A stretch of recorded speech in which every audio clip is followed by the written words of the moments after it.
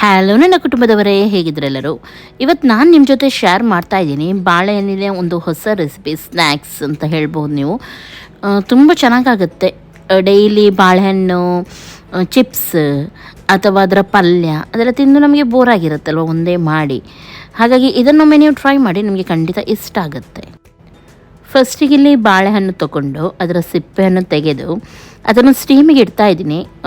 ಅಂದರೆ ಸ್ಟೀಮರ್ ಇರುತ್ತೆ ನೋಡಿ, ಇಡ್ಲಿ ಪಾತ್ರೆ ಯಾವುದಾದ್ರೂ ಇದೆ ಆದರೆ ಕೆಳಗಡೆ ನೀರು ಕುದೀತಾ ಉಂಟು, ಮೇಲ್ಗಡೆ ಇದನ್ನಿಟ್ಟು ಒಂದು 10 ನಿಮಿಷ ಇದನ್ನು ಬೇಯಿಸೋಣ. ಹಾಗೆಯೇ ಓಕೆ, 10 ನಿಮಿಷ ಬೆಂದಿದೆ. ನಾನು ಕಟ್ ಮಾಡಿ ಕೂಡ ನೋಡಿದ್ದೀನಿ, ಸಾಫ್ಟ್ ಆಗಿದೆ.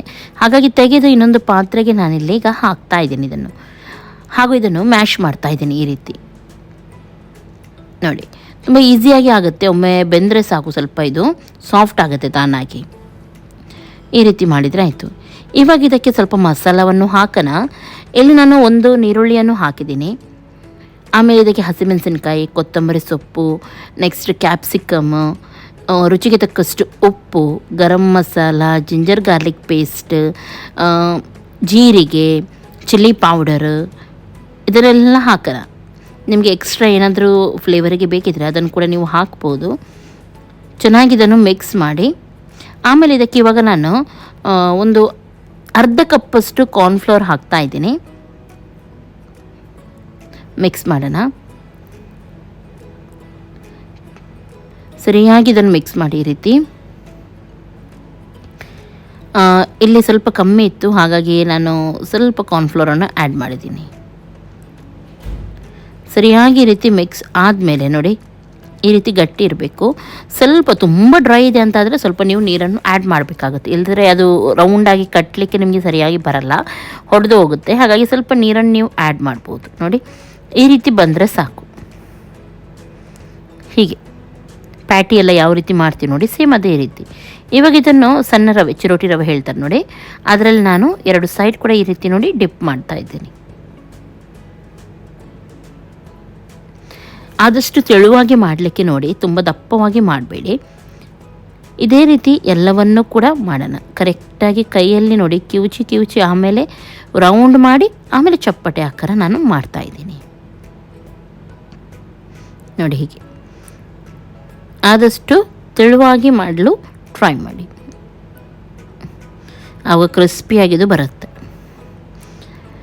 ಸಂಜೆ ಟೈಮಲ್ಲಿ ಇದನ್ನು ನೀವು ತಿನ್ಬೋದು, ಸಾಸೊಂದಿಗೆ, ಚಟ್ನಿಯೊಂದಿಗೆಲ್ಲ ತುಂಬ ಸೂಪರ್ ಆಗುತ್ತೆ. ಯಾಕೆಂದರೆ ಬಾಳೆಕಾಯಿ ತಂದಿರ್ತೀವಿ ಅಥವಾ ಮನೆಯಲ್ಲೇ ಆಗಿರುತ್ತೆ, ಅದನ್ನು ಡೈಲಿ ಪಲ್ಯ ಎಲ್ಲ ಮಾಡಿ ಬೋರ್ ಆಗಿರುತ್ತಲ್ವ. ಈ ರೀತಿ ಎಲ್ಲ ಮಾಡಿದರೆ ಸ್ವಲ್ಪ ಮಕ್ಕಳಿಗೆ ಹೊಸದಾದ ರುಚಿ ಇಷ್ಟ ಆಗುತ್ತೆ ಅಂತ ಹೇಳಿ. ಓಕೆ ನೋಡಿ, ಇದೇ ರೀತಿ ಎಲ್ಲವನ್ನು ಮಾಡಿದ್ದೀನಿ. ಇವಾಗ ಎಣ್ಣೆ ಬಿಸಿಯಾಗಿದ್ದೆ ಇದನ್ನು ನಾವು ಫ್ರೈ ಮಾಡೋಣ. ಇಲ್ಲಿ ನಾನು ಡೀಪ್ ಫ್ರೈ ಮಾಡಿದ್ದೀನಿ. ನೀವು ಬೇಕಿದ್ರೆ ಶಾಲೋ ಫ್ರೈ ಅಂದರೆ ಸ್ವಲ್ಪ ಎಣ್ಣೆಯಲ್ಲಿ ಕೂಡ ನೀವು ಇದನ್ನು ಫ್ರೈ ಮಾಡ್ಬೋದು.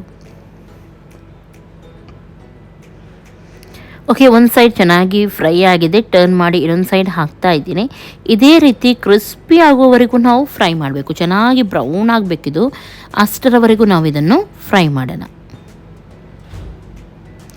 ಉಪ್ಪು ಅದೆಲ್ಲ ಕರೆಕ್ಟಾಗಿ ಹಾಕಿ, ಸ್ವಲ್ಪ ಉಪ್ಪು ಖಾರ ಎಲ್ಲ ಚೆನ್ನಾಗಿರಲಿ. ಯಾಕೆಂದರೆ ಬಾಳೆಕಾಯಿ ಸ್ವಲ್ಪ ಸಪ್ಪೆ ಅಲ್ವಾ, ಹಾಗಾಗಿ ಅದಕ್ಕೆ ನೀವು ಉಪ್ಪೆಲ್ಲ ಕರೆಕ್ಟಾಗಿ ಹಾಕಿದರೆ ರುಚಿಯಾಗಿ ಬರುತ್ತೆ ಇದು ನೋಡಿ. ಬೇಕಿದ್ರೆ ನೀವು ಇದಕ್ಕೆ ಎಕ್ಸ್ಟ್ರಾ ಕ್ಯಾರೆಟ್, ಬೀನ್ಸ್ ಹಾಗೂ ನೆಕ್ಸ್ಟ್ ಅಂತ